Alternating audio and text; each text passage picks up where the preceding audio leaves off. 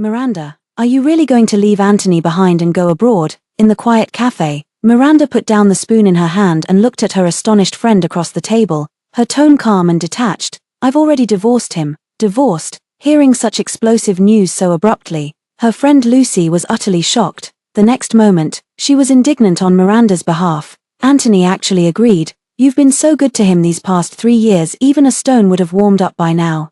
Does he really have no feelings for you at all? Miranda smiled slightly, a glimmer flashing in her eyes. Actually, she wasn't sure if he had agreed or not. After all, half a month ago when she gave him the divorce agreement, he had signed it while answering a phone call, then hurried off without even listening to what she had to say. He never brought it up again after that. Now, just half a month more, and she'll get the divorce certificate, then she'll be free. Just as she was about to speak, a deep male voice came from behind them. Finished talking, the two girls turned their heads simultaneously and saw Anthony in a black trench coat, striding towards them with his long legs. Lucy was still immersed in her earlier anger and was about to step forward to demand an explanation. Anthony, just now Miranda said she and you are div. What brings you here? Miranda soothingly patted Lucy's hand, shook her head at her, and timely interrupted the conversation.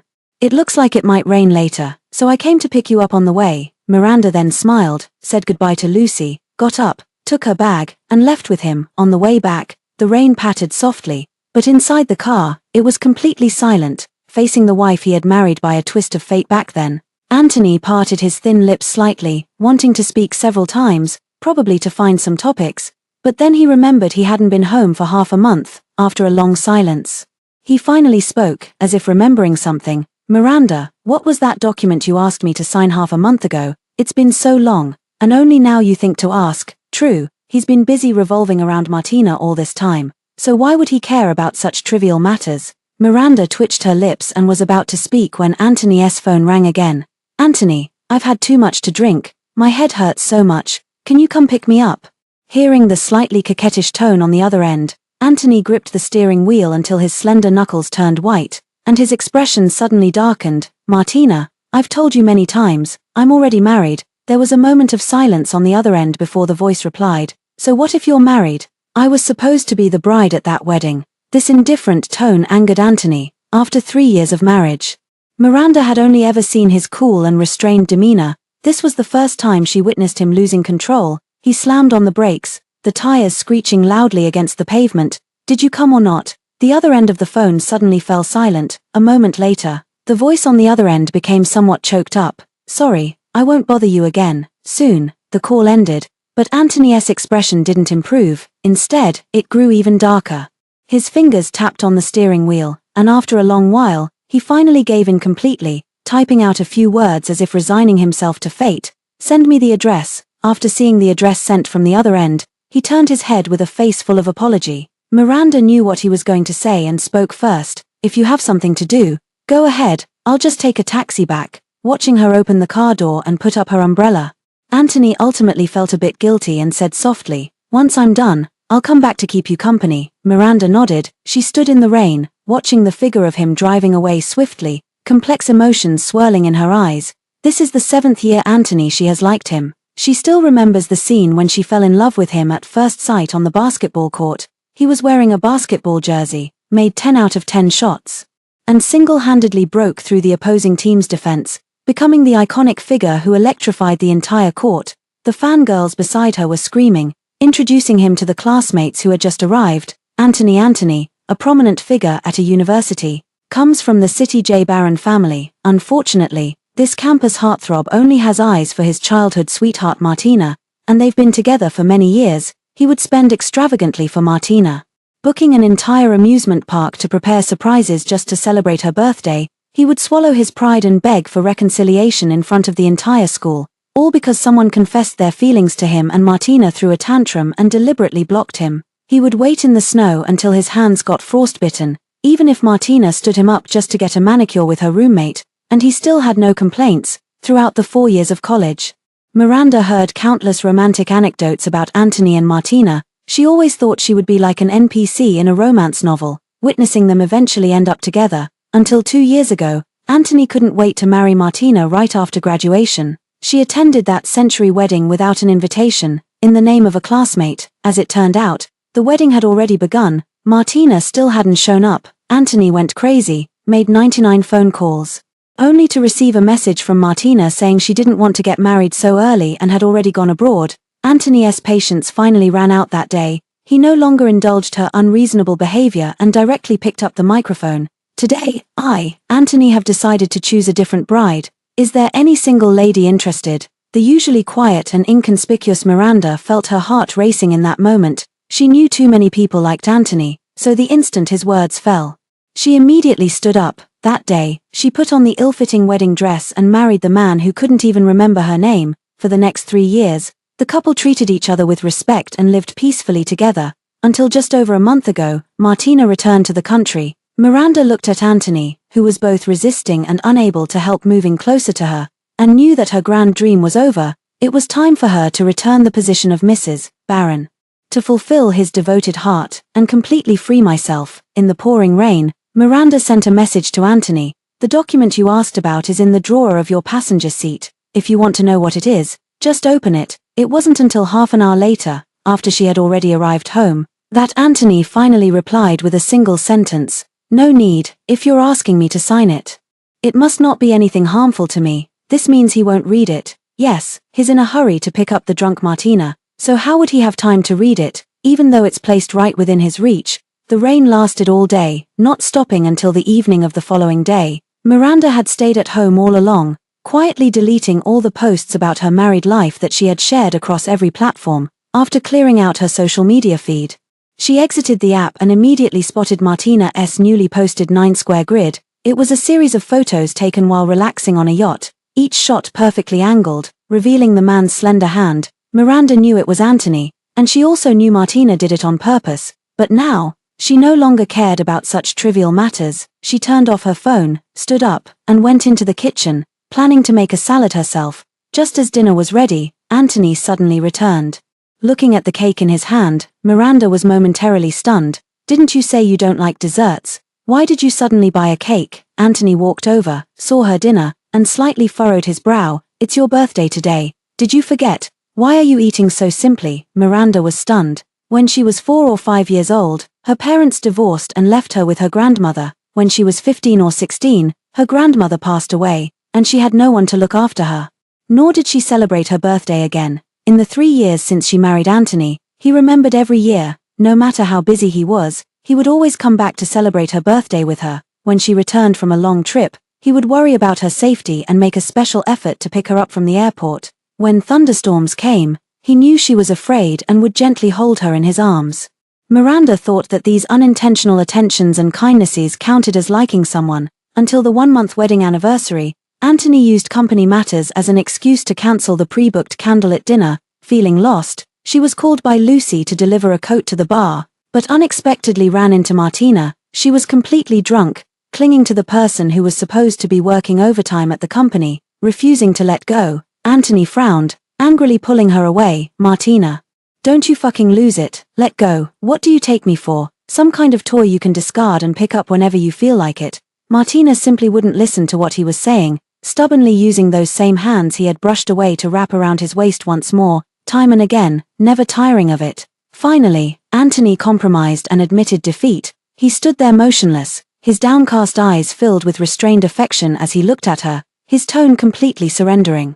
Martina, what on earth am I supposed to do with you? At that moment, Miranda let the bag in her hand fall limply to the ground. A flood of images rushed through her mind, the hands tightly clasped through the crowded streets, the umbrella tilted over her on a rainy day, the figure kneeling on the ground in a graduation gown to propose. Every single scene was proof that Anthony loved only Martina. She had witnessed those moments with her own eyes, so she could not deny this fact. Even after 3 years of marriage, even though she had become his wife, even though she had once received a little of his favor, she could not deny it. To be precise, Anthony's kindness towards her was merely something she had stolen from the temporarily absent Martina. She held on to this small bit of sweetness, thinking she had gained everything, but in reality, she had never possessed him, not even for a single moment. So when she saw the number 24 on the cake, Miranda felt nothing inside. She just politely bowed her head slightly and said thank you. Anthony lit the candle and smiled gently. Miranda, we're husband and wife. Don't say thank you, it sounds too distant. Make a wish. She nodded and was about to stand up when Anthony's phone rang. seeing the faint tremor in his eyes. Miranda guessed who was calling and sat back down, and just as she expected, the call ended a minute later, and Anthony left, listening to the fading sound of the car outside the window. Miranda curled her lips into a bitter smile. The room was unlit, the flickering candlelight casting her lonely shadow on the wall. She clasped her hands together and made a wish for her 24th birthday. In this new year of my life, Miranda will no longer like Anthony. 3 days later, the class of 21 from the School of Computer Science held a reunion. Miranda only realized when she arrived that Anthony had also come, surrounded by everyone in the center. He immediately walked over and sat down beside her as soon as he saw her. Seeing the two of them sitting together, the atmosphere in the private room became somewhat strange. Miranda knew it was because of herself. After all, in the eyes of these university classmates, she married Anthony merely to climb the social ladder, so everyone looked down on her. But she didn't care about these malicious speculations. Sitting quietly and remaining composed, the class monitor, who arrived late, carried a large cardboard box and greeted everyone. I invited everyone to gather today for 2 reasons. First, to strengthen our bonds, and second, because it's time for that write a letter to your 5 years ago self activity we did back then. Let's take a look together today. In an instant, everyone rushed forward, creating a lively commotion. Let's make it more fun. Each of us will randomly pick one letter to read aloud.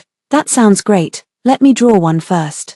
The most active boy in the class squeezed into the crowd and was the first to draw a letter. Urged by a few unaware people around him, he quickly tore open the envelope, cleared his throat, and unfolded the letter. 5 years from now. Miranda, how are you? Right now, I'm writing this letter to you under the sunlight. Although I don't know what scene or mood you'll be in when you read these words, I want to convey my current feelings to you. After hearing the first paragraph, the entire room fell silent, and everyone turned their gaze toward Miranda. Anthony, who had been playing with his phone, Anthony also looked up, turning to the person beside him with a surprised expression. Miranda, her usually expressionless face instantly tightened at the thought of the letter's contents. The boy glanced at her, then continued reading with a mischievous smile. This year, you're 19, just starting your sophomore year of college, and you've developed feelings for Anthony.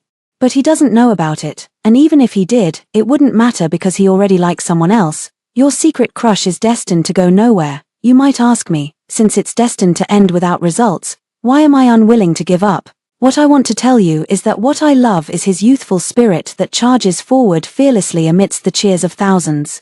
His unintentional care when he blocked a flying basketball for me in the evening breeze, and his polite and sincere attitude even when he has to reject someone's confession. I'm the one who strained my neck from turning to steal glances at him during weekly morning assemblies. I'm the one who braved the storm to secretly put medicine in his drawer when I heard he got injured playing basketball. I'm the one who filled an entire night's diary pages with his name. Perhaps he will never remember me for the rest of his life, but that's okay, because having a crush is ultimately one person's internal chaos. After this letter was read aloud, the entire room fell into complete silence. Anthony suddenly stiffened all over. Suddenly, he remembered that wedding years ago that he couldn't bear to look back on, remembered the figure who resolutely stood up amidst a crowd of strange glances and walked firmly to his side.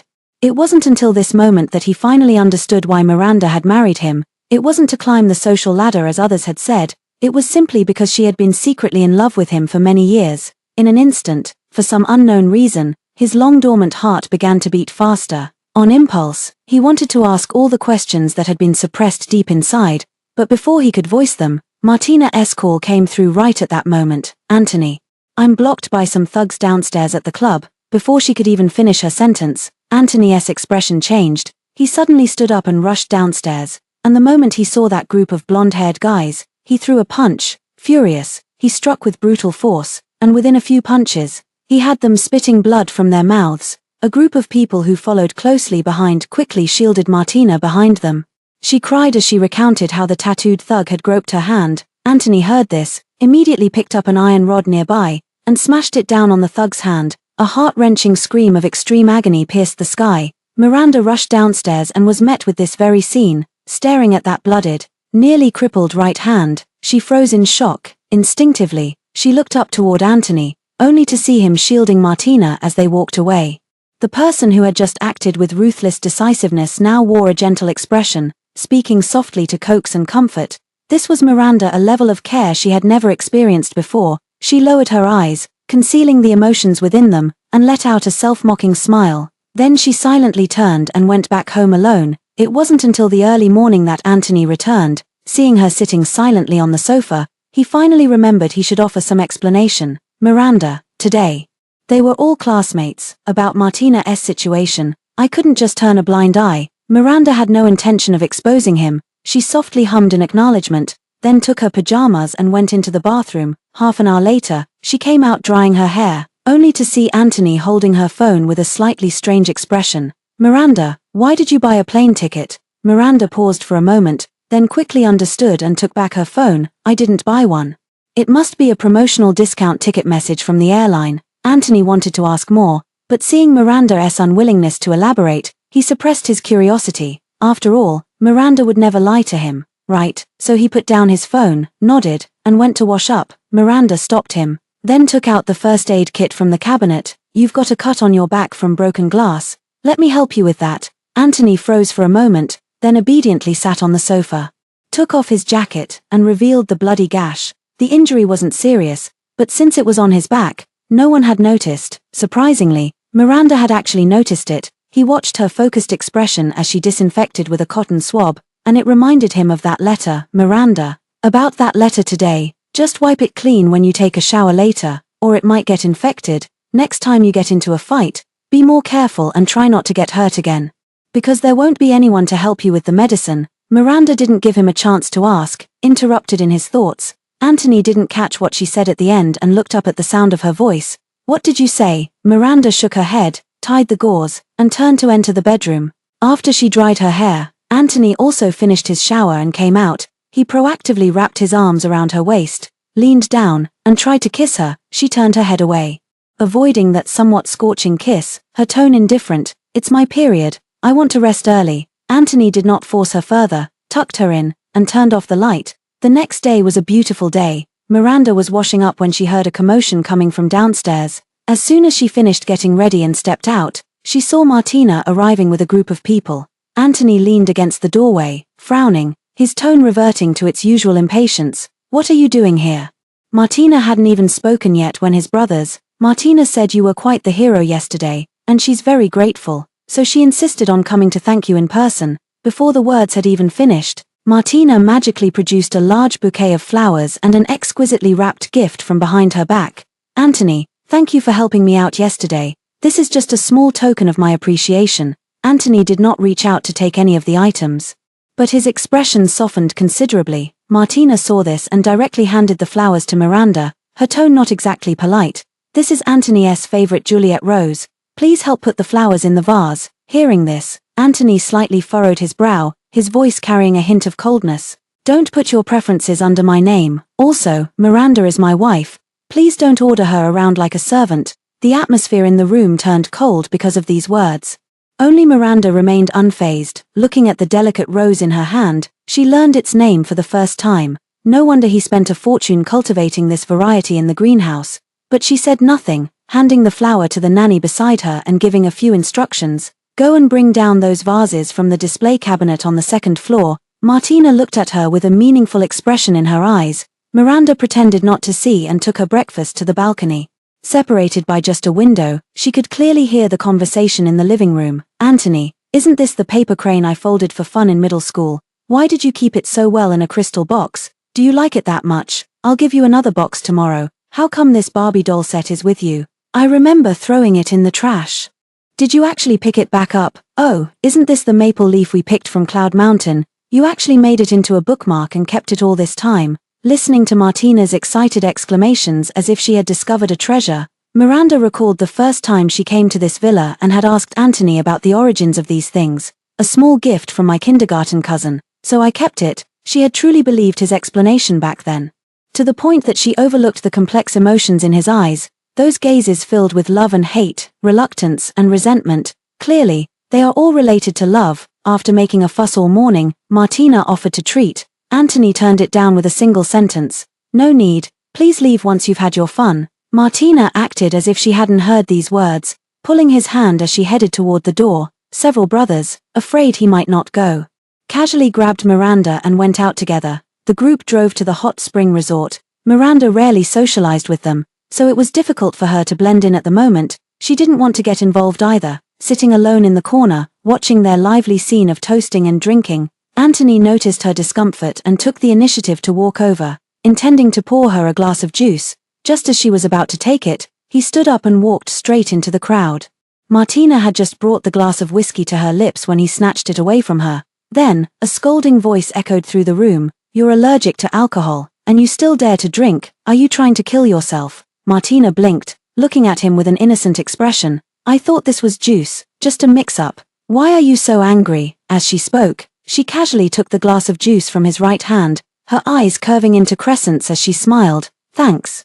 Anthony's hand involuntarily tightened, but in the end, he said nothing, turned back to his original spot, and casually handed over the cup in his hand. Looking at the unsettled person in front of her and the glass of clear yellow liquor, Miranda did not reach out. She picked up her bag and stood, her voice faint. "I don't drink, I'm going to the hot springs first." Anthony only then realized he had handed over the wrong cup. His mind was completely filled with thoughts of Martina.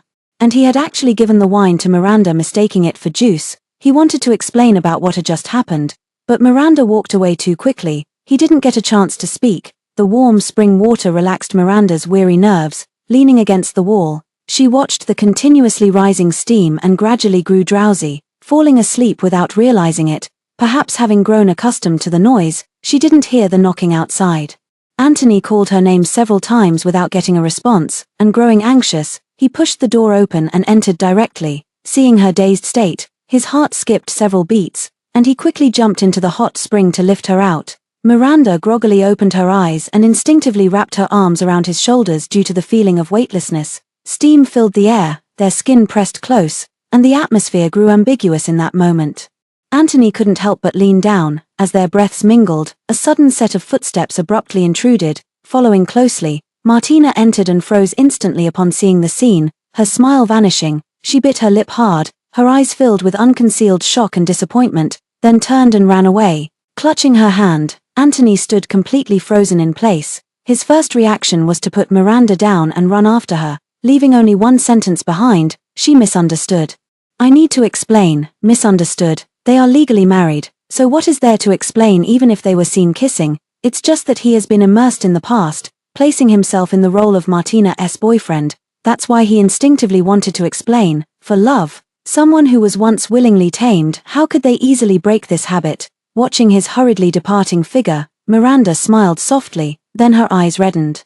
She draped a blanket over herself and opened the window for some fresh air. Just in time to see Martina rushing out, she flung the car door open and was immediately grabbed by the hand by Anthony. The sound of their hurried argument clearly reached Miranda's ears. "Miranda is asleep. I was just afraid she might catch a cold." "Do you have to get so angry?" "Yes, she's your wife. I have no right to be angry. Why don't you go back and keep her company? Why bother explaining so much to your ex-girlfriend?" "Martina, do you have to say things like that?" "What did I say? I'm only telling the truth." As soon as these words were spoken, the two parted on bad terms. Martina brushed his hand away with reddened eyes, rushed into her car, and sped off, left behind. Anthony stood frozen for only a dozen seconds before driving after her, gazing at the roadside, now quiet again and covered in swirling dust. Miranda silently turned and entered the changing room. As soon as she changed her clothes and came out, she was grabbed by several brothers who were stomping their feet in anxiety. "Sister-in-law, something terrible has happened. Anthony and the others have been in a car accident." When the group arrived at the hospital, they saw Anthony waiting outside the operating room. He was soaked in blood from head to toe, his forehead dripping with cold sweat, his eyes filled with panic and helplessness. Miranda, it was the first time she had seen him in such a disheveled state. A few brothers gathered around, pressing him about what had happened. He clutched his hair in remorse, his voice filled with indescribable pain. "It's my fault. I shouldn't have said those things to make her angry, and I shouldn't have let her leave alone. She was driving so fast because she was trying to spite me, and that's why she got into the accident." Hearing him take all the blame onto himself, Miranda, her eyelashes trembled slightly. Since those were all words spoken in anger, what is the truth then? Have I been waiting for her to come back all along, hoping to reconcile with her? Perhaps so. Miranda didn't want to think any deeper. The nurse happened to come out, her expression unusually stern. "The patient is bleeding heavily, but the blood bank is running low. Is anyone here type O blood? We need help urgently." The brothers looked at each other, but since they were all type AB blood, no one spoke up. Only Anthony was type O. He directly took off his coat, changed into sterile surgical scrubs, and followed into the operating room. Time passed minute by minute, and half an hour later, the nurse helped a pale-faced Anthony walk out. No one knew exactly how much blood he had lost, but he was completely drained of strength, feeling dizzy and collapsing into Miranda's arms. The nurse did not leave but asked again.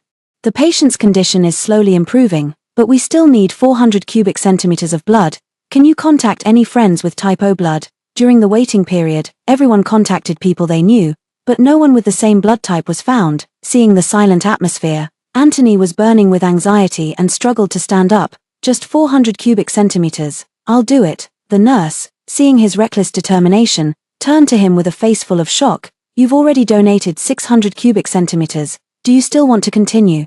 His brothers also changed their expressions and stepped forward to comfort him repeatedly. Anthony, stop donating. I'll have my secretary check at the company to see if anyone with the same blood type can come donate out of kindness. Anthony shook his head, his tone full of stubbornness. Martina can't wait that long. As he spoke, he rolled up his sleeve, revealing the bluish needle mark. Seeing him push himself like this, Miranda finally couldn't hold back from speaking up. The doctors are still doing everything they can to save him. We can contact other hospitals to transfer blood. There's no need for you to do this. Anthony paused for a moment, ignored the words, and turned to leave. Seeing his resolute figure disappear into the operating room, everyone fell silent. A few of the brothers let out heavy sighs, their tones filled with frustration and disappointment. Anything related to Martina drives Anthony absolutely crazy.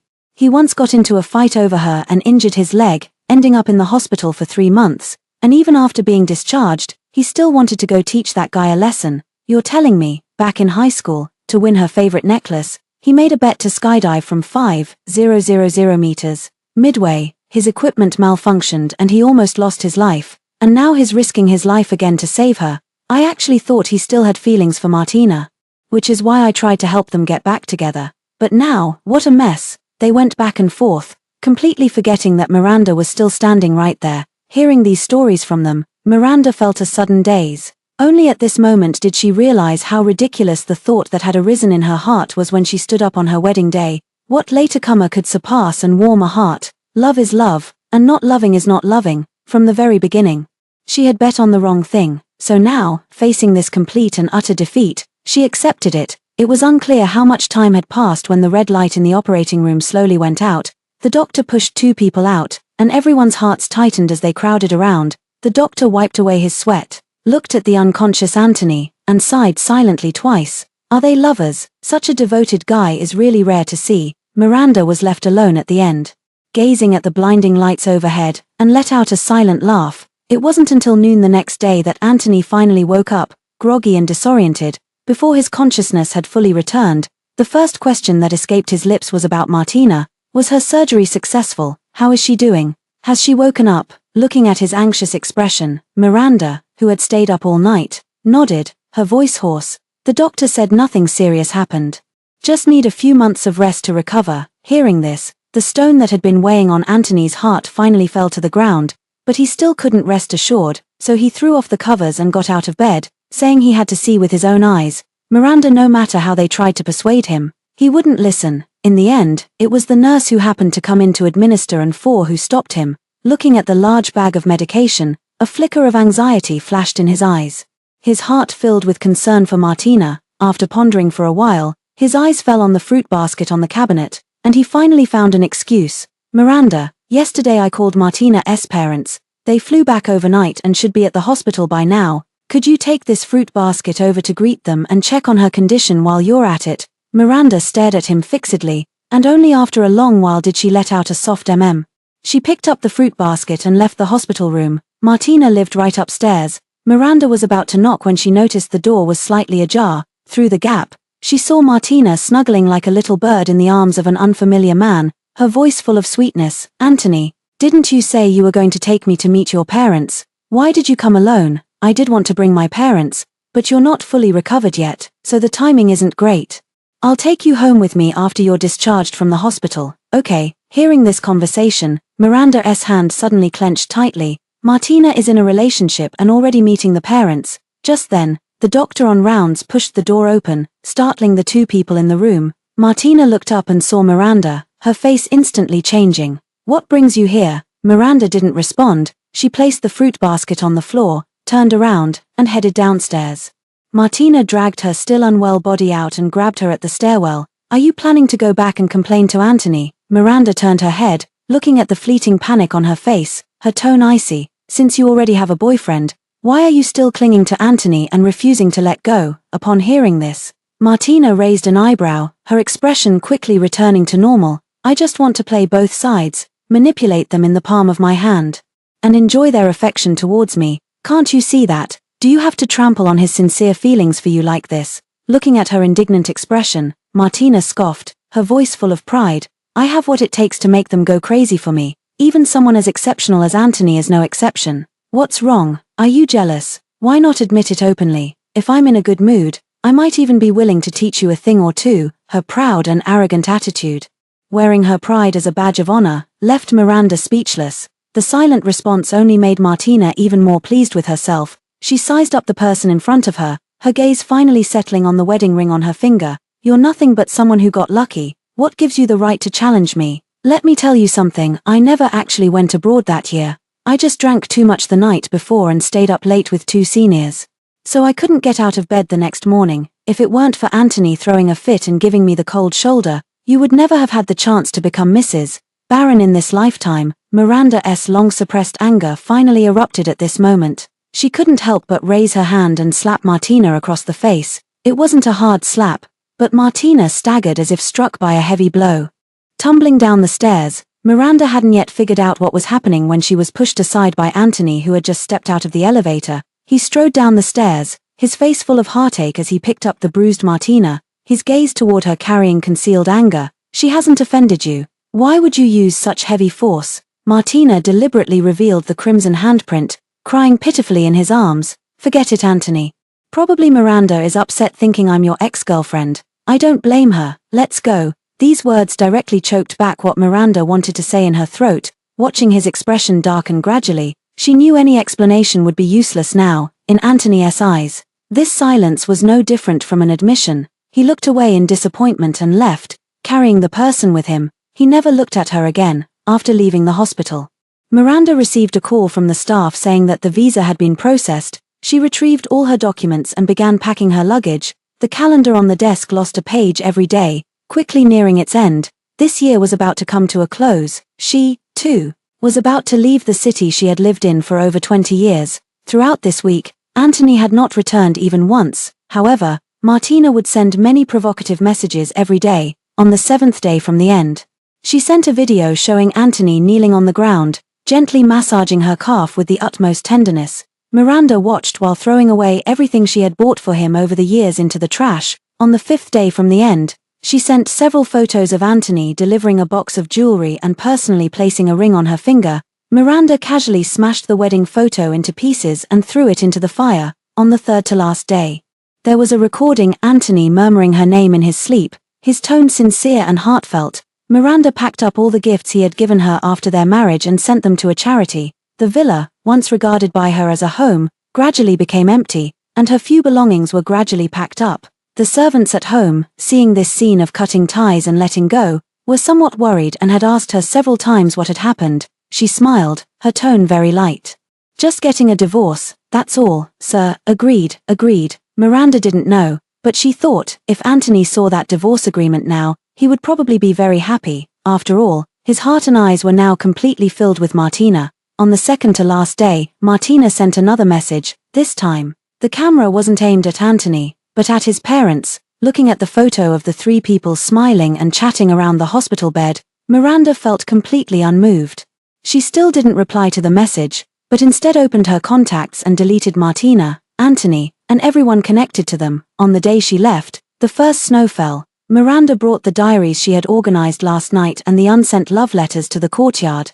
The orange firelight illuminated her face, and burned to ashes all those recorded thoughts and feelings of a young girl's heart. She lifted her head, watching the swirling snowflakes, wondering how much longer it would snow to cover up these ashes. Just as she was lost in thought, the tightly shut door suddenly swung open. Anthony, whom she hadn't seen in a long time, had returned. His steps hurried. He glanced at the person crouching on the ground, then went straight into the living room first. When he came out again, he stopped beside Miranda, looking at those pale pink envelopes. he couldn't help but recall the letter from the party. The heart that had been angry for so long finally began to soften. I've been busy lately, let's wait a couple of days until I'm done with my work, then we can have a proper talk. What to talk about? Divorce. Miranda smiled, looked up at him, her voice utterly calm. Let's not talk anymore. The thing you wanted most. I actually gave it to you a month ago. Things. What is it? Anthony was just about to ask when his phone rang a few times. He opened the messages and saw them. A smile touching the corners of his eyes and brows. Watching his expression, Miranda tossed the last few love letters into the fire and stood up. Her flowing skirt blocked the burning flames behind her. Anthony finished replying to the messages just as the love letters finished burning, and he forgot what he had wanted to ask a moment ago. Miranda personally saw him to the door and opened the car door for him. A cold wind blew. Anthony noticed she was lightly dressed and gently urged her to go back inside so she wouldn't catch cold. Miranda insisted on staying at the door to see him off. Through the car window, Anthony saw her raise her hand to wave and softly say something. He didn't catch it clearly, but it was likely just the usual advice like be careful on the road. Over the past 3 years, he had heard it countless times, so he didn't take it to heart. After the vehicle started, it soon disappeared from sight. Miranda stood alone in the snow for a long time before returning to the bedroom to put on her coat, then went downstairs carrying her suitcase. The snow fell heavier and heavier, each flake landing on her head, making her look as if her hair had turned white from a distance. A taxi stopped at the villa's entrance. Before getting in, she turned around for one last look and repeated those barely audible words once more. Farewell, City J. Goodbye forever, Anthony. Anthony drove straight to the hospital. Today was Martina's discharge day. Last night she insisted on wanting to see childhood photos, which was why he had made a special trip back to retrieve them. Carrying the heavy bag, he brushed past a stranger at the elevator entrance. From this person, he caught a faint, familiar scent of perfume. It was Martina's favorite perfume. Had this person just come out of her hospital room? Was he one of her friends? Anthony felt a slight doubt in his heart. But the elevator soon arrived, and without giving it much thought, he pressed the button for the 7th floor. As soon as she saw him, Martina beamed with a radiant smile. The two of them flipped through the photo album while reminiscing about the past. When it comes to childhood memories, Anthony quickly puts everything else out of his mind. By noon, Martina's family came to pick Martina up from the hospital, and as soon as they saw him, they immediately expressed their gratitude.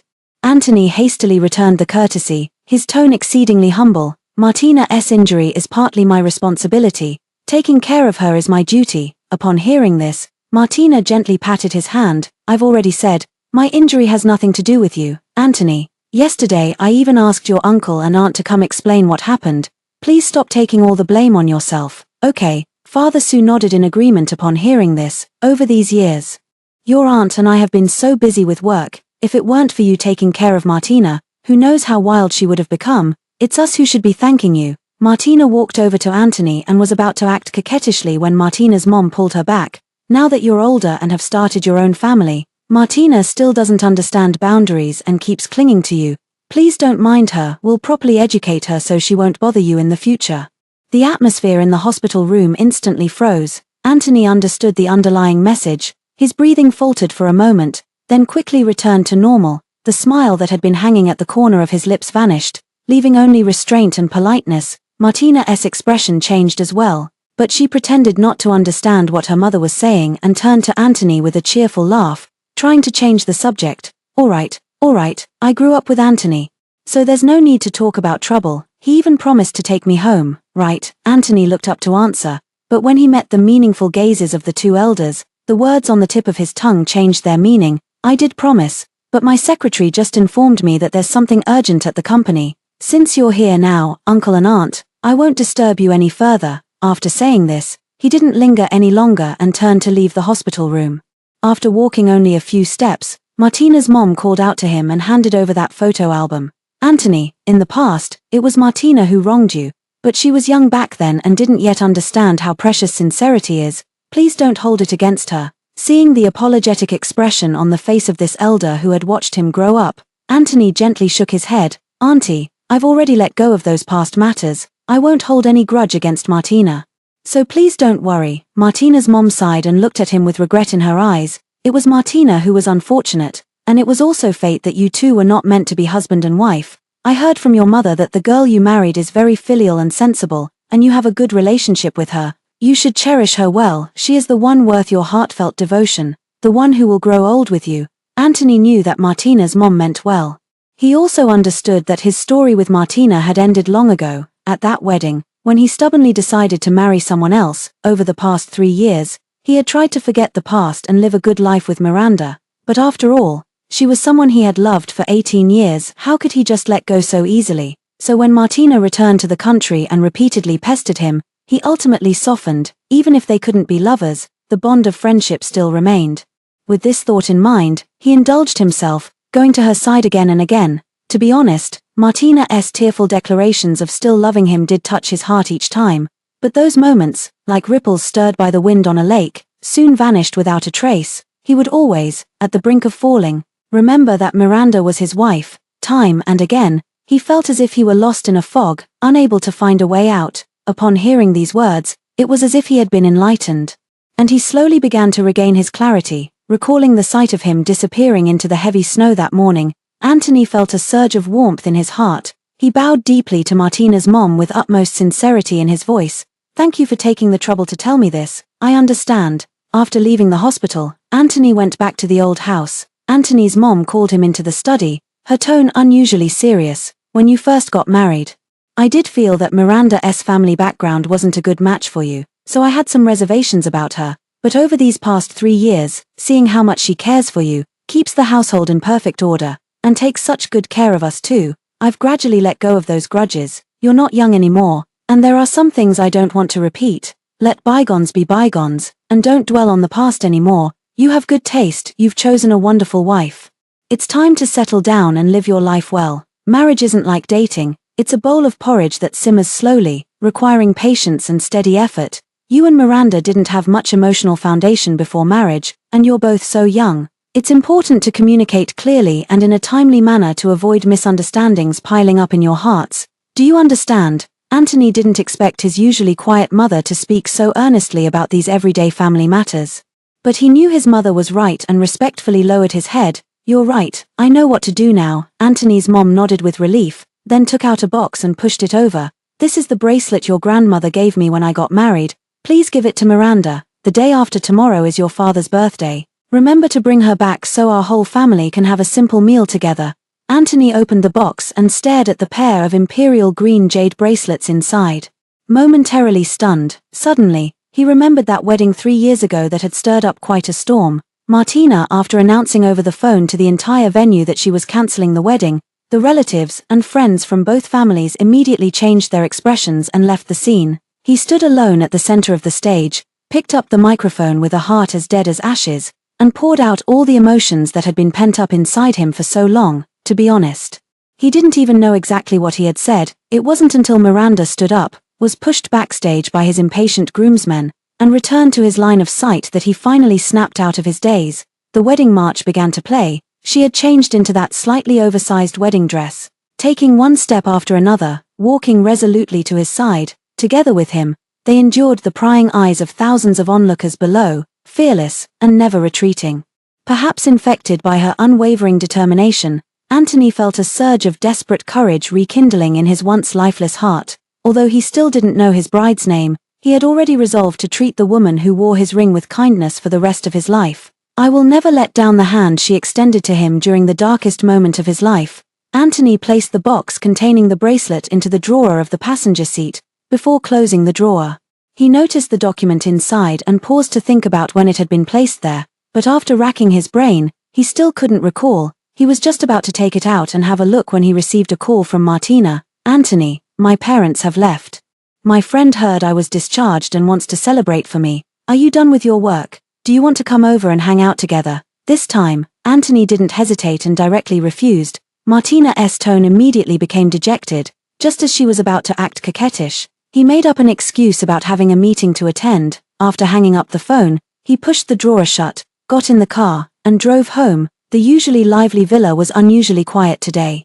Anthony looked around and noticed that many things were missing from the living room. The tie he had left on the coffee table months ago, the water glass on the dining table, the throw pillows on the sofa, they are all Miranda's little insignificant purchases. In the past, he wouldn't have noticed, but for some reason, this time he keenly sensed something was off and stopped the butler to ask, Why are so many things missing from the house? The madam has thrown them all away.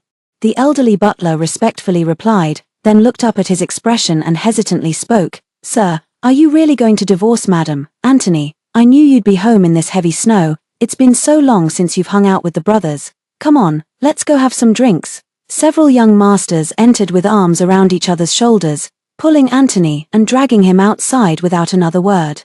The word marriage that hadn't yet been spoken was thus drowned out in the clamor of voices. Although it was supposed to be a drinking session, the brothers, concerned about Anthony's health, only dared to offer him a few cups of plain water. Watching the few people playing games, he took a couple of sips, then took out his phone, found Miranda, and typed out a message. Did you have to go out today? Where did you go? What time will you be back? Send me the address, I'll come pick you up later.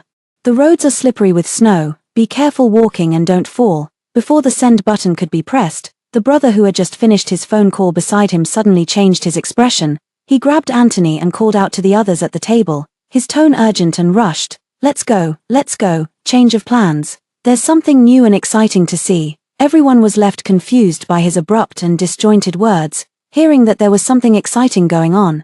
Everyone got excited and squeezed into the car together. Along the way, everyone kept asking where they were going, but he didn't say a word, only occasionally glancing at Anthony. Their destination was a bar they had never been to before. Just before getting off the car, this buddy pushed Anthony to the front and said some strange things. Anthony, there were some things I'd heard rumors about long ago, but I only decided to tell you when it was absolutely confirmed. If you see something later, don't blame me, brother. I'm really doing this for your own good. They were all close brothers who grew up together, so when they heard him speak in such a serious tone, Anthony slowly wiped the smile off his face. He looked at the door right in front of him, hesitated, and raised his hand. As soon as the door was pushed open, the scene inside the bar was completely exposed before everyone. In the dazzling, vibrant hall filled with colorful lights and intoxicating atmosphere, everyone was immersed in the deafening beats of the DJ's music. The white spotlight shone down, clearly illuminating the couple passionately kissing at the center of the stage.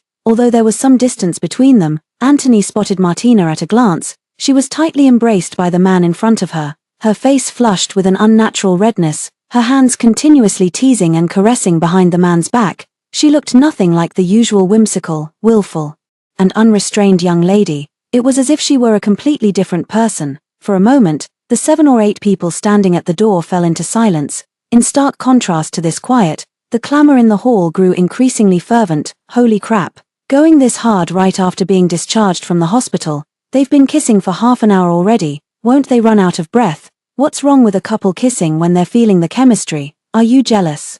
Don't even mention it. Martina has been with this boyfriend for half a year now, and she's not tired of him yet. How long do you think this one will last? Will it surpass Anthony? Don't even try to figure out Martina's thoughts. She's just playing around. Look at Anthony. She dumped him 3 years ago. But when she's in the mood, doesn't she still toy with him like playing with a dog? Hearing Martina's friend speak so bluntly, the brothers' tempers flared up instantly.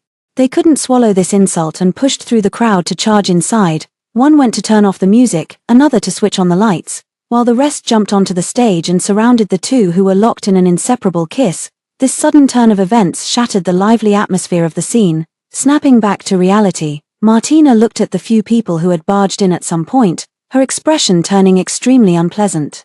After glancing around the room and not seeing Anthony, she breathed a slight sigh of relief, then turned a cold face towards these ill-intentioned people. How did you know about this place? I didn't invite you. What are you doing here? The group was already furious, and upon hearing this, they immediately started arguing with her. It's just a bar. You can come, but we can't. Do we need your invitation? What, are you on your honeymoon here with your new boyfriend? Afraid we'll see and snitch on you. Martina didn't want to lose face in front of her friends and boyfriend, so in a moment of heated impulse, she snapped back. Afraid? What am I afraid of? I'm just dating someone. Am I supposed to be afraid Anthony would find out? He's a married man. Does he think he can still control his ex-girlfriend's freedom to date? As soon as these words were spoken, the brothers all started clapping and whistling, seeing them laugh instead of getting angry.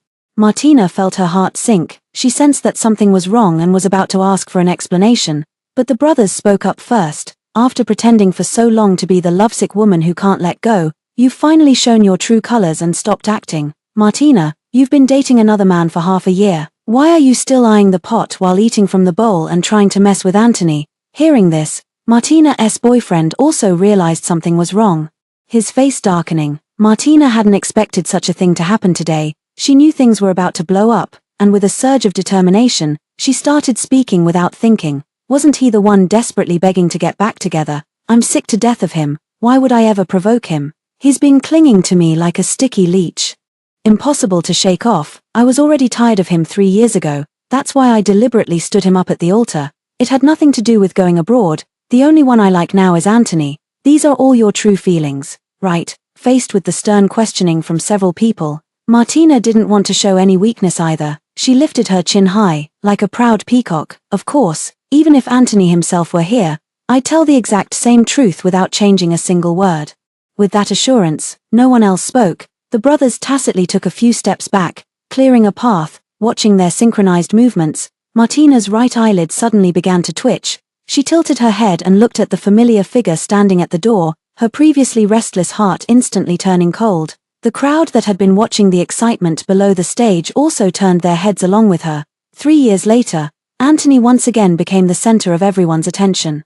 But surprisingly, there was no expression on his face, none of the emotions others might have imagined. Anger, disappointment, pain, or embarrassment were revealed in the slightest. Yes, it's just the relief after countless trials and the calm after the curtain falls. Across the vast sea of people, he watched the person on stage whose face had turned deathly pale, the woman he had loved for many years, yet could never obtain, the bride who had left him alone at the wedding venue. At this moment, it suddenly became utterly unfamiliar. It was as if he was meeting her for the first time, yet he had clearly known her for 18 years. I listened to every word. Thank you for not continuing to lie to me, and finally telling me the truth, Martina. Amidst countless whispers, Anthony's voice was calm and indifferent. It didn't sound like a confrontation, but more like chatting about today's weather. The few brothers on the stage, seeing him like this, suddenly remembered the scene 3 years ago when Miranda first appeared before them. The exact same expression, the exact same tone, the exact same number of words. I am currently single, and if you have no objections, I can become your bride, Anthony. After calmly announcing this to the entire room, Anthony lowered his eyes, a faint smile curling at the corners of his mouth. He also remembered Miranda.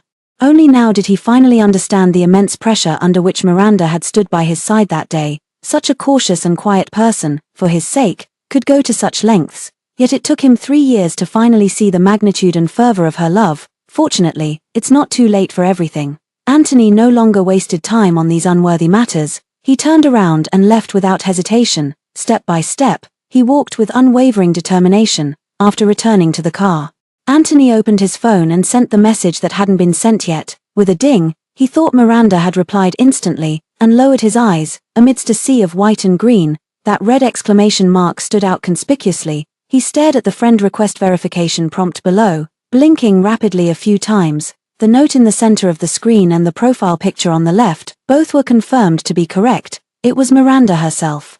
But why would she block and delete me for no reason? Anthony couldn't figure it out. He sent a few more messages, but he was still blocked. His heart, which had been as still as stagnant water, began to ripple with countless waves. Reason told him that something must have happened, yet emotion was desperately suppressing reason, trying to calm him down with other explanations. This morning, she had seen him off just like before. Her expression seemed perfectly normal, and she even waved goodbye to him. Maybe she was just running late. Anthony desperately tried to psyche himself up, but the speed at which he raced away, flooring the accelerator, betrayed his panicked heart. He ran through 10 red lights in a row before finally making it home before dark. The house was just as he had left it, still cold and empty. Desolate, it didn't feel like the home it once was. Seeing the kitchen light on, he thought Miranda was inside brewing hangover soup and rushed straight in. There was indeed soup simmering on the stove, but it was the nanny watching over it. Upon seeing him, she quickly bowed in greeting, then flusteredly poured a bowl of soup and handed it to him. Anthony didn't drink, or perhaps just took a slight sip. The hot soup entered his mouth, but it wasn't the taste he was accustomed to. Anthony frowned. Isn't this hangover soup prepared by my wife? The little nanny's clear eyes suddenly widened to their fullest, and she flusteredly began to apologize. Yes. Sorry, sir. The madam taught me how to make the soup before she moved out, but I didn't remember it. Please wait a moment. I'll make a new batch for you right away. In this sentence, Anthony only heard 4 words. Before she moved out, his pounding heart plummeted straight down into the boundless dark depths of the lake. When did they move out? This morning, after you left. living room, bedroom, study, bathroom. Anthony searched every corner of the house, but found no trace of Miranda. The old butler, who had come at the sound, finally managed to voice the question that had been weighing on his mind as he watched Anthony's frantic and disoriented state. "Sir, why did you agree to divorce, madam?" Divorced. Upon hearing those words, Anthony felt as if the world was spinning around him. He had never heard Miranda mention this matter, so why was everyone convinced he wanted a divorce? He desperately racked his brain, trying to recall the events of this period in search of some clues. The strange behavior of Lucy in the cafe, the plane ticket he didn't have time to examine carefully, and those ambiguous words she said this morning. What he wanted had already been given to him long ago. Thinking of this question that he never got to clarify, Anthony grew increasingly anxious. While instructing his secretary to track down Miranda's whereabouts, he drove off to search for her himself. He first went to the old house she lived in before marriage, only to find the doors and windows sealed shut. The neighbors told him that Miranda had returned yesterday, discarded many belongings, and seemed to be preparing for a long journey. The next second, the secretary's message came through. "Mr. Anthony, I found out that Mrs. bought a ticket to San Francisco half a month ago. She departed this morning and should have arrived by now. So Miranda wasn't moving out, but had decided to go abroad instead." Realizing this, Anthony felt a chill run through his heart. He couldn't understand Miranda, why she suddenly wanted a divorce and left without any warning. Wasn't becoming his wife and standing by his side something she had always wanted? After having his secretary book a flight to the United States, Anthony returned to his car. He didn't start the car, but leaned back in the seat, staring blankly at the blocked chat interface. The phone, which hadn't been charged all day, issued a low battery warning. He opened the drawer to take out the charging cable. His gaze swept past that document folder. This time, he finally opened the document that had been stored away for a full month. At the first glance of the words divorce agreement, Anthony's hand trembled slightly, uncontrollably, but he remained calm, turning the pages one by one. Until the last page, when he saw his own signature written there, he froze completely. Why would his signature appear on a divorce agreement? Why did he have no memory of signing it at all? Anthony's mind raced, trying to piece together all the details he had overlooked and forgotten. The person who drafted this agreement was Miranda, and the only time she had asked him to sign it was one evening a month ago. At that time, she said she wanted to give him a gift. He didn't have time to read it, signed it, and left. Miranda left this agreement in his car and reminded him many times to review it. A whole month had passed since the agreement took effect, yet he had not opened it even once. Those dozen or so flimsy pages felt as heavy as 1,000 pounds in Anthony's hands. It was only at this moment that he finally understood why Miranda had chosen to leave. She sensed his wavering heart within this marriage. She thought he would return to Martina's side and divorce her.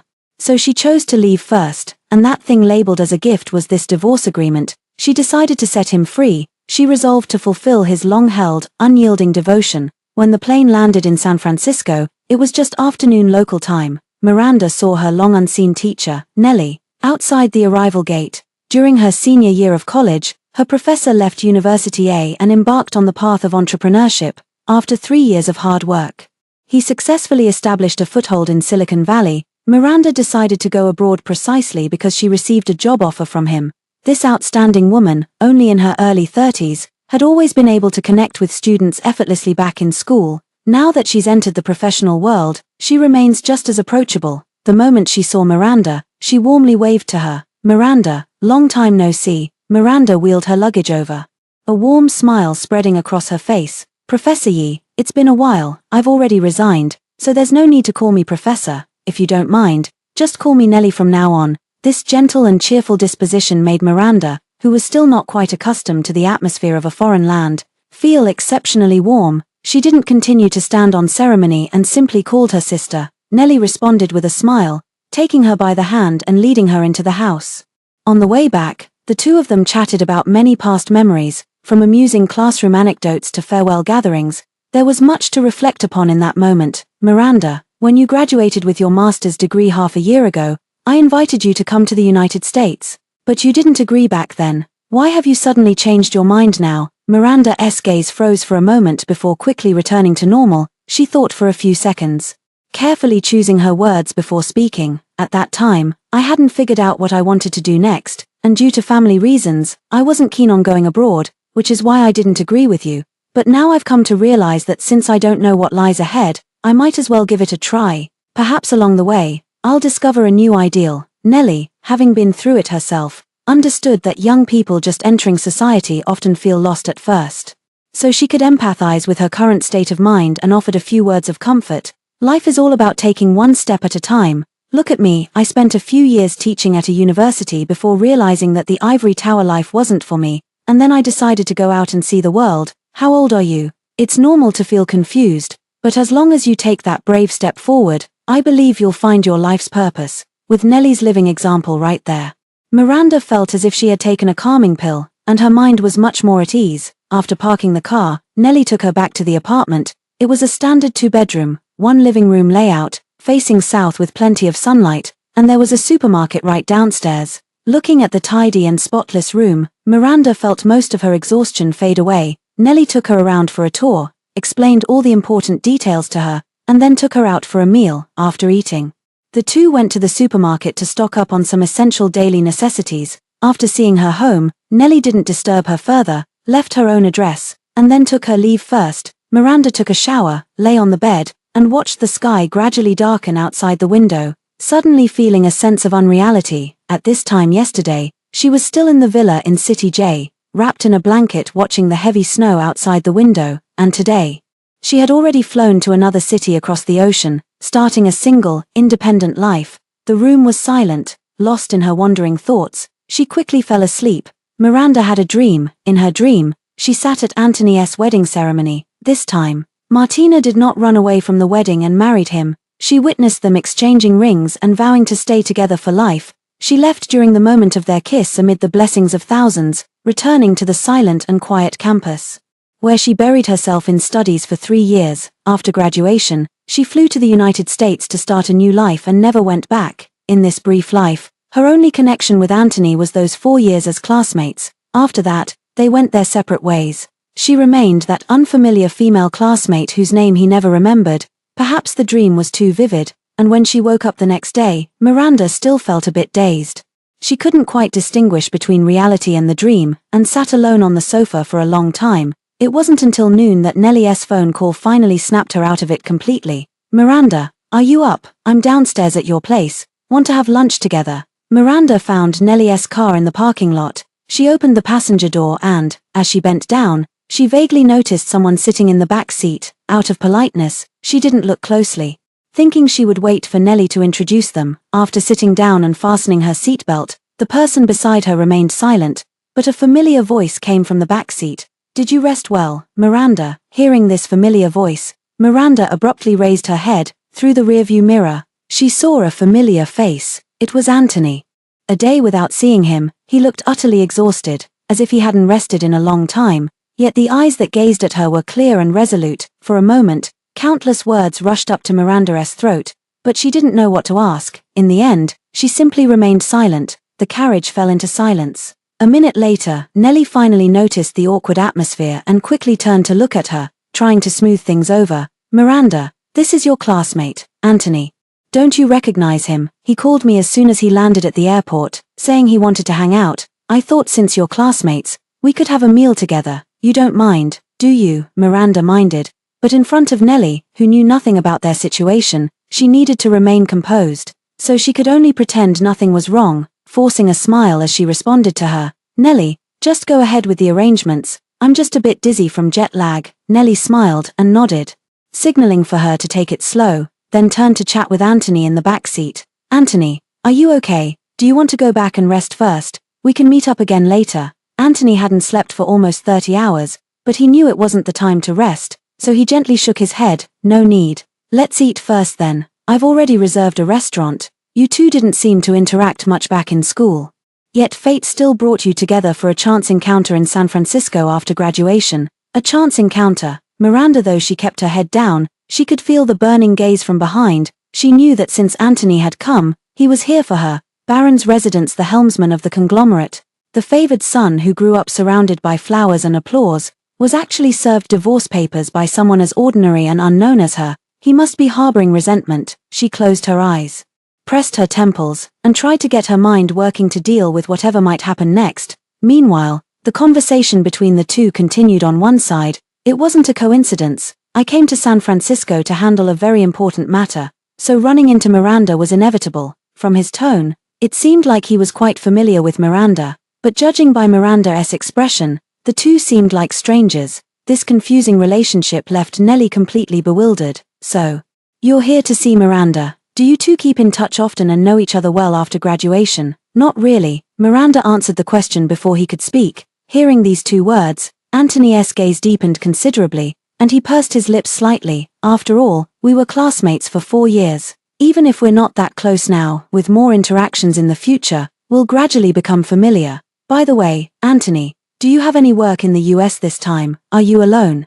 Didn't bring your family. I heard you got married, and your wife was also our classmate. Hearing this, Miranda's heartbeat quickened slightly, and she unconsciously clenched her hands. After a long moment, she finally heard Anthony's somewhat hoarse voice. Yes, but not long ago, she asked me for a divorce. I came to the US this time to handle this matter. Nelly never expected that casual gossip would touch on someone's privacy, instantly feeling somewhat awkward.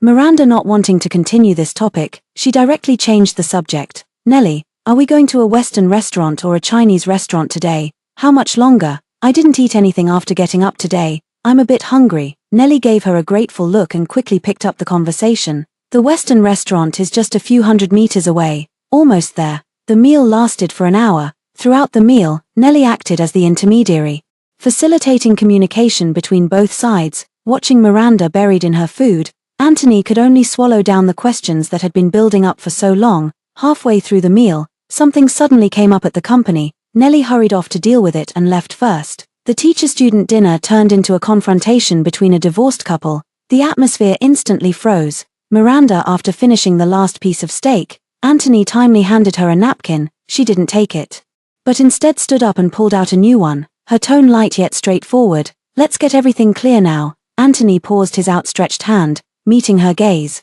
Although only a day had passed, the person before him was vastly different from the gentle and meek wife he remembered. He didn't know whether she had changed, or whether he had never truly seen the real Miranda. Thinking back carefully, during their 3 years of marriage, apart from their intimate moments in bed, he had rarely looked at her face or noticed her emotional changes. She was like a pool of lake water, calm and unrippled by wind or waves, quietly standing in the place where he could see her whenever he turned around. Over time, he gradually forgot where this pool of water came from and why it had settled here without moving forward. Just as he had grown accustomed to it, the pool of water suddenly began to flow, irresistibly rushing toward unfamiliar places beyond his reach. He barely managed to catch up, only to be astonished to find that the water was not as tranquil as he had imagined, nor would it remain in place forever for the sake of his selfish desires, and all his previous perceptions were nothing more than his own self-righteous stereotypes. Faced with this brand new, never-before-seen Miranda, Anthony was at a loss, but he knew that her decision to divorce must have had something to do with him, so from the very beginning of their conversation, he sincerely expressed his apologies to her. Miranda, I'm sorry, over the past 3 years, I haven't fulfilled my responsibilities as a husband. I failed to provide you with a normal family atmosphere and neglected all that you've been doing all along. I apologize. Miranda knew that every word he spoke at this moment came from the heart, but she wasn't moved by these belated apologies. She understood that from the very beginning, her relationship with Anthony was wrong, destined to have no good outcome. To expect someone who doesn't love you at all to form a family with you and live together wholeheartedly for a lifetime, this was already an unimaginable thing, not to mention that this person never let go of someone else from start to finish. Miranda filed for divorce simply because she realized how naive and ridiculous her thoughts were 3 years ago, and she wanted to correct the path she had taken wrong. It had nothing to do with responsibility, atmosphere, or even effort, so she only replied with one sentence to him: I don't need your apology. Just submit that divorce agreement, then mail the divorce certificate to me. Cash on delivery will do. Anthony froze in place. On the flight over, he thought there was still a chance, staying up all night thinking about how to apologize and win her back. But only at this moment did he realize how resolute her determination was. Looking at her calm face, a flicker of panic flashed in his eyes, and his tone became much more urgent. Do we really have to get a divorce? Why? Miranda stared at him intently, her words clear and resolute, spoken one by one. I married you because I liked you. I want a divorce because I no longer like you. That's all there is to it. After leaving the restaurant, Miranda didn't go home. Instead, she went to find Nelly. Seeing her come alone, Nelly showed a hint of surprise on her face. Where's Anthony? After you left, He also went off to attend to some matters. I thought since I'll be starting work in a couple of days, I should come take a look around first. Nellie didn't think much of it, and since she had just finished her work at hand, she enthusiastically gave her a full tour of the company. After work, the two of them had dinner together, Miranda before she returned to her apartment. She opened her phone and saw a verification message sent by Anthony. Suddenly, Miranda recalled the words he had said before they parted. Since you've made up your mind to get a divorce, I will respect your wishes. I don't deserve your affection and I'm sorry for letting you down, but after all, we've been husband and wife for 3 years. Even though we're separating, can we still be friends? Friends? What necessity is there for her and Anthony to continue being friends? Miranda couldn't figure it out. In her mind, they should part on good terms and then never have anything to do with each other again, so she did not immediately agree to this request. It wasn't until 10 o'clock, when she was about to rest, that she noticed Anthony had sent another verification message. This time, with a note attached, "There are some terms in the divorce agreement that I'd like to discuss with you." When it came to the divorce matter, Miranda instantly approved it. Anthony didn't waste any words either, directly marking the items that needed modification in red and sending them over. Miranda looked closely and realized he had changed the originally agreed property division to an equal split. In other words, after she received the divorce certificate, she would take away Anthony half of his assets. A sudden windfall came, but Miranda felt somewhat uneasy, so she simply sent a voice message. Regarding the division of property, just follow the original contract. You don't need to allocate so much property to me according to the marriage law, otherwise, I'd feel guilty accepting it. Anthony seemed to have anticipated she would say this, and quickly replied with a message, "I know you didn't agree to marry me for the money. The reason I revised the contract isn't to compensate you either, it's simply what the law stipulates. These are all things you rightfully deserve, so don't overthink it." Miranda explained a few more things. But Anthony kept responding with the same reasoning. She was tired and didn't feel like persuading him anymore, so she let him have his way. As the days passed, Miranda officially started her job and gradually adapted to the workplace life. A month later, she received her divorce certificate, along with countless properties, shares, and other assets. Looking at the endless zeros in her bank account, Miranda didn't know how to handle it. So she put it away as if nothing had happened and continued living her life. The harsh winter passed, and spring arrived. Miranda went to work as usual, and as soon as she arrived at the company, she was called into the office by Nellie for a meeting. The content of this meeting revolved around project collaborations with several domestic IT companies. During the meeting, an assistant needed to be selected to accompany Nellie back to the home country to discuss the collaboration. Her gaze swept over everyone and finally settled on Miranda. "Miranda, come with me." Caught off guard by being called out, Miranda was quite surprised. She had only been with the company for 1 quarter, so in principle she shouldn't be able to handle such important work, but since Nellie had chosen her, she had no choice but to agree. After the meeting, the two of them tacitly stayed behind. Nellie didn't beat around the bush and got straight to the point. "Miranda, although we need to discuss details with 4 companies during this return to the country, our focus should be on the cooperation with the Barron Families Group." Barron. Hearing this word, Miranda vaguely guessed something. She looked at Nellie, her gaze filled with hesitation. "Anthony." Nellie nodded, hesitated for a moment, but ultimately chose to be completely honest. "After our last small gathering, Anthony privately arranged to meet with me again. And the foundation for this project was laid at that time. He actually told me a bit about the matters between you and him. I felt it was your personal privacy, so I never brought it up. But this project has now reached its most critical stage. To ensure nothing goes wrong, I'd like to ask you to do me this favor: accompany me back to China to participate in the project discussions. I know this might be somewhat intrusive, but I hope you can understand."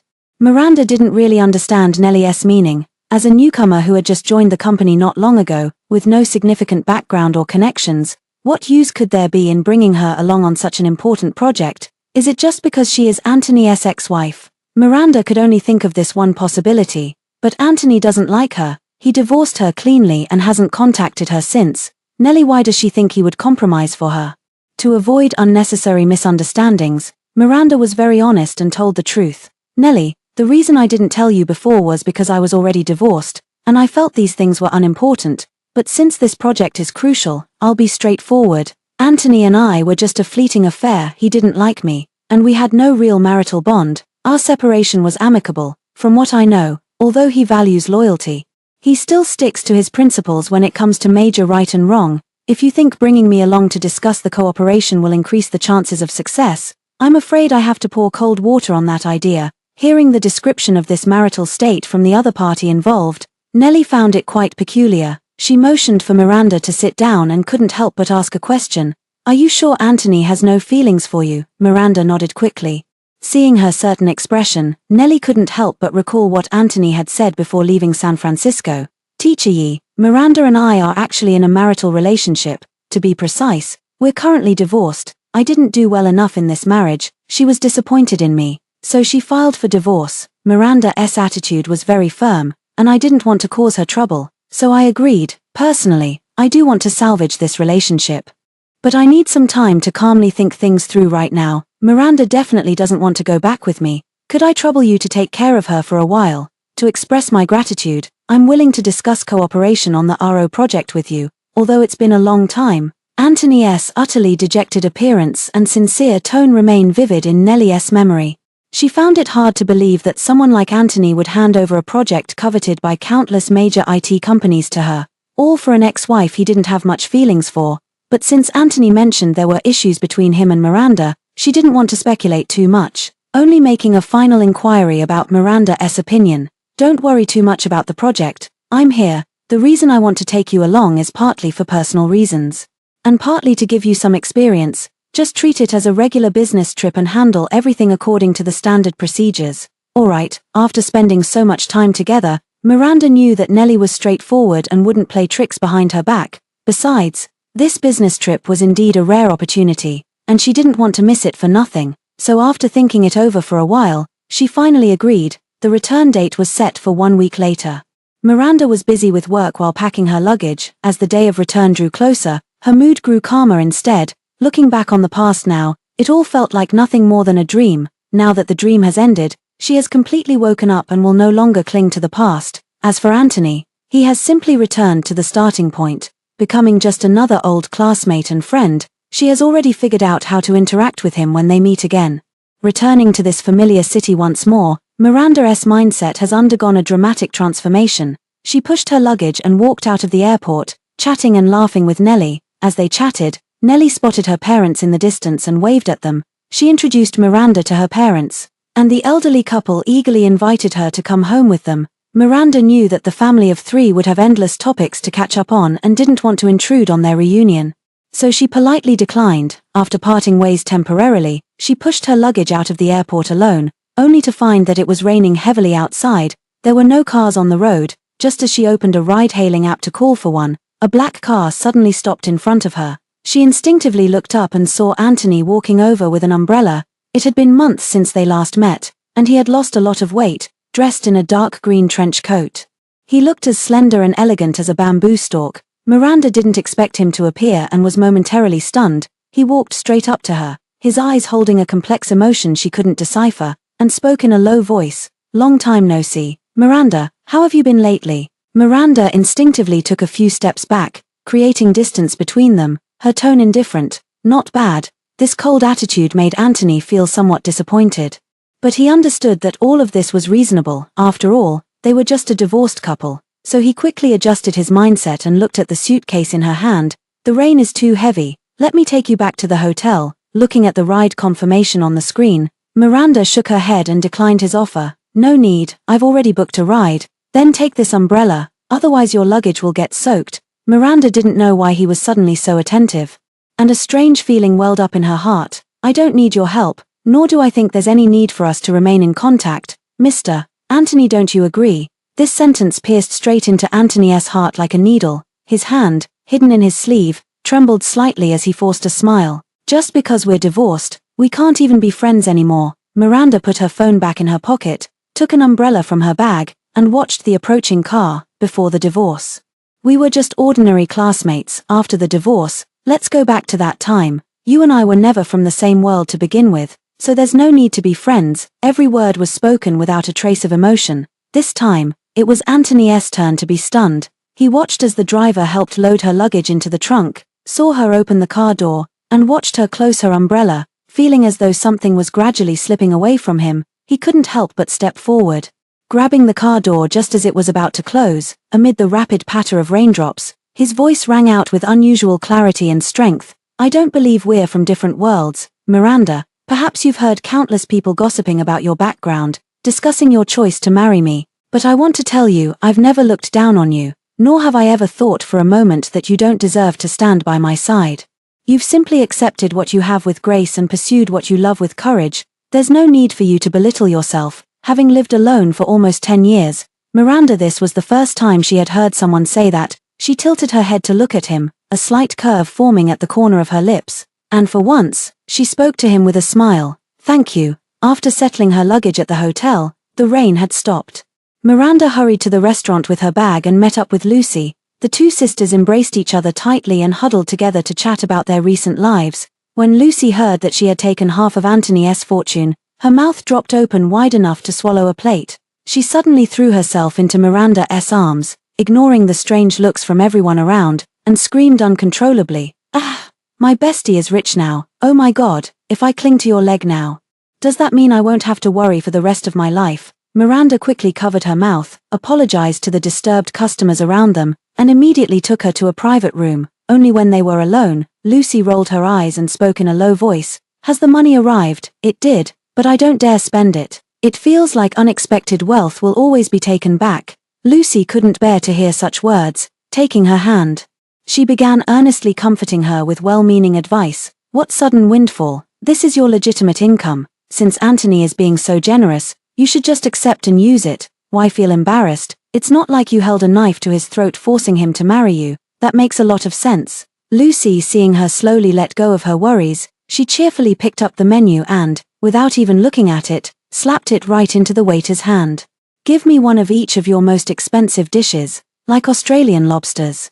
After showing off her wealth, she felt satisfied and proudly began to boast. "How was my acting just now? Did I nail the vibe?" Miranda gave her 2 thumbs up, deliberately trying to tease her. "Pretty cool, but I wonder if our President Lin will still have the confidence when the bill comes." "Ah, Miranda, aren't you treating me? How about going Dutch?" After a satisfying meal, Lucy was content. Miranda looked at her satisfied expression and rang for the waiter.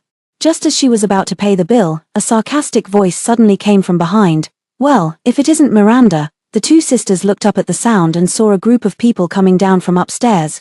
Most of them were classmates from a university, crowding around Martina as they walked over toward them. Upon seeing them, Lucy leaned close to Miranda's ear and began gossiping in a low voice.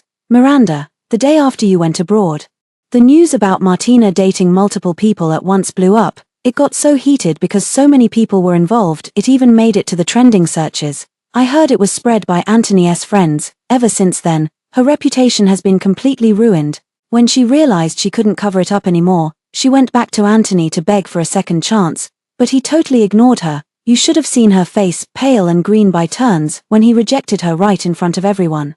It was absolutely hilarious. Just as she reached the table, Martina faintly overheard them discussing her, and her face immediately darkened. She glared fiercely at Miranda, her tone filled with anger. "Miranda, didn't you go abroad? What are you doing back here? None of your business. What are you so proud of? Don't think that just because you're back, you'll have a chance to return to Anthony's side. He never cared about you before, and he certainly won't now." Miranda didn't understand why she held such hostility towards her, especially since she had already divorced Anthony, but she didn't want to argue with the group either. After paying the bill, she took Lucy's hand and prepared to leave. Her dismissive attitude only made Martina even more furious, and she directly blocked the exit. "You managed to take half of Anthony's fortune by stealing my wedding, but you're just a calculating gold digger. Why put on an act in front of me? What good is that money to you anyway? Look at you, you can't even hide your tacky, low-class vibe. Don't let it stink up the place around me." A few lackeys laughed along when they heard this. An enraged Lucy stepped forward to argue with them, but Miranda quickly pulled her back. She looked calmly at Martina, her tone indifferent. "That money was given to me by Anthony of his own accord, just like those widely circulated rumors about you, legitimate and well-deserved." After saying this, she didn't care what expression Martina was making, and dragged Lucy away immediately. Stung to the quick, Martina flew into a rage out of humiliation and pushed a passing waiter forward. As the oil-based soup was knocked over and about to splash onto Miranda and Lucy, Anthony appeared. He immediately shielded the two girls behind him, and the sizzling soup drenched his entire left hand. The exposed skin was instantly scalded, causing countless blisters to rise, and his face paled noticeably. Martina hadn't expected him to appear here at all and was momentarily flustered. quickly stepping forward to check his injuries. Anthony forced himself to suppress the burning pain, gritting his teeth as he looked at her, his gaze colder than ice. For the sake of your uncle and aunt, I've let slide all the things you've done, but if you keep refusing to change your ways, I won't mind teaching you a lesson. Martina tried to explain further, but Anthony didn't give her the chance. He left immediately, taking the two frightened individuals with him.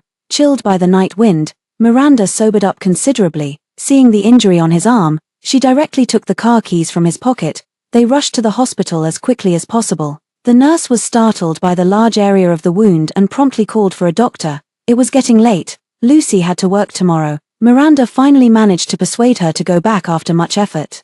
Only 4 people remained in the emergency room. Miranda turned and looked at Anthony, who was trying hard to endure the pain, then took 2 tissues and wiped away the sweat about to drip from his forehead. He looked up, saw the guilt welling up in her eyes, and comforted her in a trembling voice. I got hurt. And it has nothing to do with you. It's because of me that she holds a grudge against you.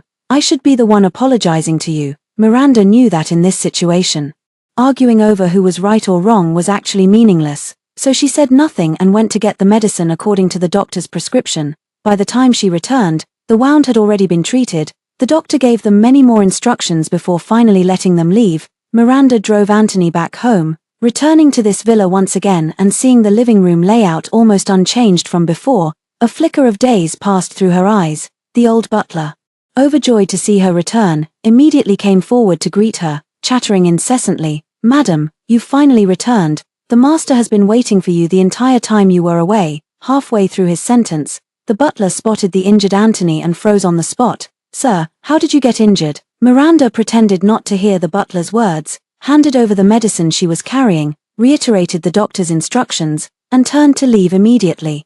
Watching her retreating figure fade into the distance, Anthony felt a sudden emptiness in his heart. He desperately wanted to ask her to stay, but the words caught in his throat, and he held back. Anthony's hesitant, dejected expression did not escape the butler's notice, who grew increasingly anxious on his behalf. Without a second thought, he hurried after her, called out to Miranda, and poured out all the words he hadn't managed to say earlier. Madam, since you're back, why not stay?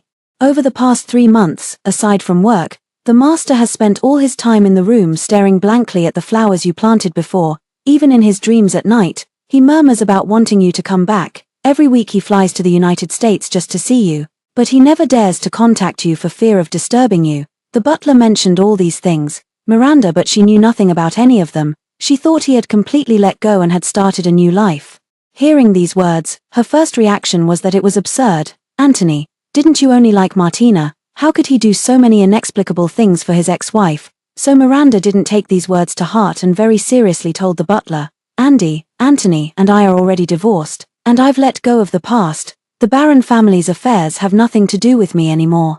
Please don't call me madam, from now on, just call me Miranda when we meet. It's getting late. I should head back now. Take good care of yourself. After a brief 2-day break, Miranda entered work mode. She followed Nellie to discuss the details of the cooperation and learned a lot of experience from it, and the progress of the project went exceptionally smoothly. Everything fell into place naturally without encountering any resistance. During the discussions with the Baron family group, Anthony himself did not attend, only sending the vice president to represent him. Miranda breathed a slight sigh of relief and presented the contract she had prepared in advance. After reviewing the terms, the other party showed a positive intention to cooperate but raised one condition. During the contract period, the coordinator responsible for communication between Party A and Party B Baron families group specifically requested Miranda. Nellie immediately guessed that this must be Anthony's idea. He wanted to use this collaboration to keep Miranda here. After thinking it over, Nellie still decided to ask for her opinion. So after leaving the Baron family's group, the two found a cafe to chat. Miranda, though it might be a bit forward, if it's convenient, could you tell me about the beginning and end of your marriage with Anthony? Miranda remained silent for a moment, then finally recounted the entire story from beginning to end. 4 years as classmates, 3 years of marriage, combined. It amounted to nearly 1/3 of her life, yet when she spoke of it to others, it felt weightless, leaving no trace, as if she were telling someone else's story. The immense love that had once supported Miranda through countless dark nights had ultimately been worn away by time. Nellie remained deeply absorbed in the story long after hearing it. She didn't know what to say. Any words would have felt utterly inadequate at that moment. only silence lingered, echoing through the private room. Looking at her expression full of heartache and regret, Miranda gave a light laugh, her tone carrying the relief of one who has weathered countless storms. Nellie, I know you have concerns in your heart, you want to secure this project, but you don't want me to get hurt. The reason I'm telling you these old stories that should have been sealed away is to let you know that I've truly let go of it all, no matter why they made this request, in my eyes. I'll only treat it as a job to be done seriously, although I don't have much experience. As long as you need me, as long as the team needs me, I'll do my best to complete it and live up to everyone's expectations. Hearing her solemn promise, Nellie's eyes welled up with tears. For her, this project was the decisive move that would determine success or failure, so she spared no effort in trying to facilitate this collaboration, and the most crucial part of it all is Miranda. Although it doesn't sound pleasant to take advantage of this, her only option now is to use Antony's feelings for Miranda to achieve her goal. Fortunately, Miranda understands her difficulties and is willing to help her with this favor. 1,000 words couldn't express her gratitude, all of which finally turned into the sound of clinking glasses. At the end of April, Nellie carried 4 signed contracts and prepared to fly back to San Francisco. Miranda went to the airport to see her off.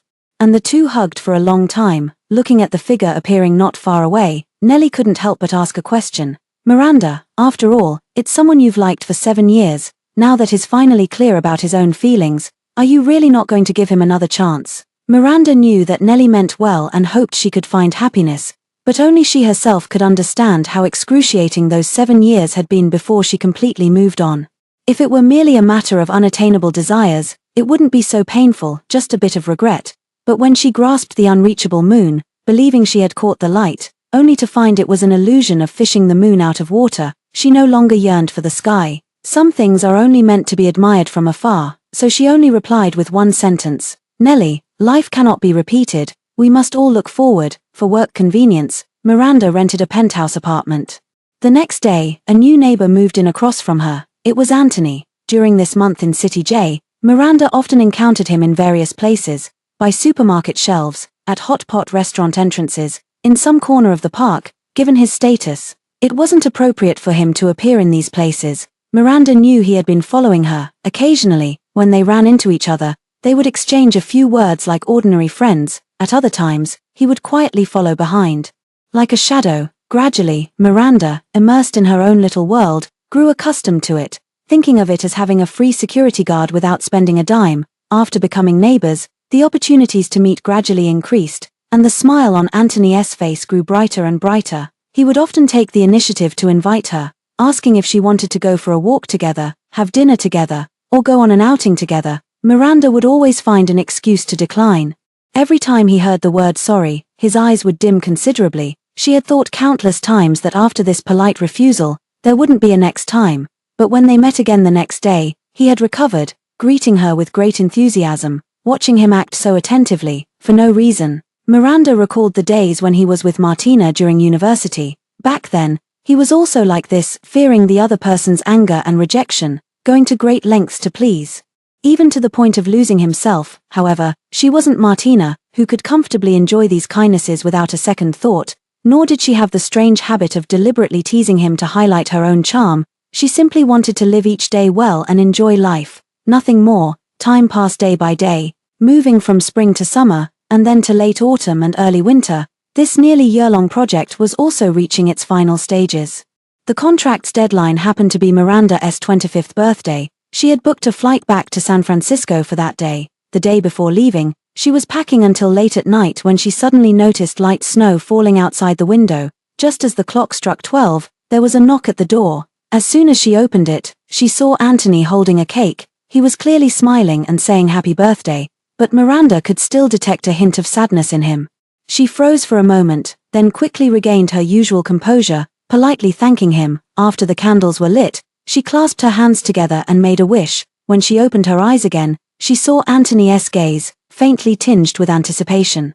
"What did you wish for?" "The same as last year." The conversation ended abruptly just like that. Antony recalled what happened on her birthday last year, the smile at the corner of his mouth gradually turning bitter. Miranda lowered her eyes, avoiding his gaze. The atmosphere froze just like that. After a long time, she heard Antony ask a very strange question. "Miranda, on the day you left last year, when you saw me off from home, what was that thing you said?" I didn't hear it clearly at the time. What was it? Miranda actually couldn't remember either. Those memories, tinged with a damp chill and too painful to revisit, had long been worn away and blurred by the passage of time. All she remembered were the vivid, bright years. Those scenes that warmed her heart whenever she recalled them remained as clear as if they had just happened, and as a new year of her life began, she hoped that everyone she would meet and everything that was about to happen would be fulfilling and complete, so she casually made up a couple of sentences as a response. Wishing you happiness, wishing me happiness too. When she woke up, the world outside the window had turned into a snowy wonderland. The snow was still falling. Miranda had just stepped downstairs when she saw Anthony waiting by the roadside. He took the initiative to walk over and reach for her luggage, his tone carrying an indescribable complexity. It's hard to get a taxi in this heavy snow. Let me drive you to the airport. This time, Miranda didn't refuse. She sensed that he probably had more to say. This departure truly has no return date. There are some things she also wanted to put an end to. After the vehicle started, it moved very, very slowly, whether it was because the road was slippery from the snow, or Anthony did it on purpose. But fortunately, there was plenty of time. So Miranda said nothing, quietly watching the scenery outside the window. As time passed minute by minute, Anthony could no longer bear the silent atmosphere of the farewell. He wanted to say something, suppressing his flustered heart. He also wanted to use this opportunity to move her, to keep her by his side. Miranda, do you remember our second Christmas after we got married? It was snowing heavily then too. My mother was in poor health. And when you took me to the temple to pray and make wishes, I drew a love fortune stick. It read, "May I win the heart of one person." Listening to his description, Miranda also recalled that past event. After receiving the fortune stick, the fortune interpreter looked at them both and said something very strange. A destined bond, a destined calamity. If one awakens early, it becomes the most auspicious sign. She didn't understand the meaning, thinking the master wanted to enlighten her. And she worried about this matter for a long time afterward. After all, at that time, she truly wanted to stay with him forever. But now, looking back, the one who drew the lot was Anthony, and those words were not meant for her. And the person he truly wanted to grow old with in his heart back then wasn't her either. Was it? At this thought, Miranda let out a light laugh. I don't really remember. Anthony was stunned for a few seconds, then immediately found a new topic. Most of them were the trivial daily routines after their marriage, some she couldn't even recall, yet he described them in great detail. He tried to move her with these relatively warm memories of their married life, but Miranda showed no expression, seemingly not nostalgic for the past at all, and before they knew it, the car had already arrived at the airport. As she picked up her suitcase and was about to leave, Anthony called out to her from behind. He took out a box and handed it to her. His eyes filled with eager anticipation. Miranda opened it and saw a pair of bracelets. She remembered these were the bracelets Anthony's grandma used to wear daily, said to be the heirloom of the Baron family. Why was he giving this to her? If this is a farewell gift, it's too precious for me to accept. After being rejected once again, Anthony could barely manage a smile. His throat tightened several times, and a flicker of urgency crossed his face. Please accept it. This is my heartfelt wish. And my mother's as well. Miranda shook her head gently, her tone indifferent. I understand what this gift represents, and that's why I don't want to accept it. I've told you many times before, since the story has ended, let's just return to our original places. Each word pierced deeply into Anthony. He stood in the snow, watching helplessly as she slowly walked away, step by step, without ever looking back. Only the snowflakes, falling one after another on his head, arrived as promised, offering him a white-haired old age that he had longed for but could never attain.